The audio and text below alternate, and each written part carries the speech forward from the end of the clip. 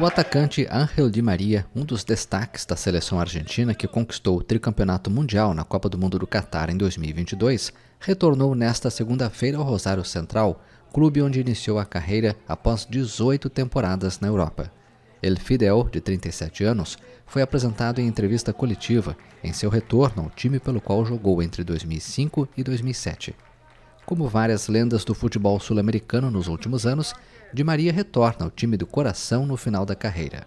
Seu retorno, no entanto, ficou em dúvida depois que sua família recebeu ameaças no ano passado em Rosário, cidade impactada pela violência, principalmente pelo tráfico de drogas.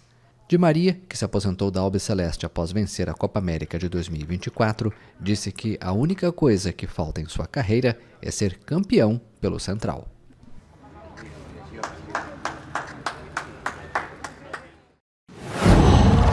Qual?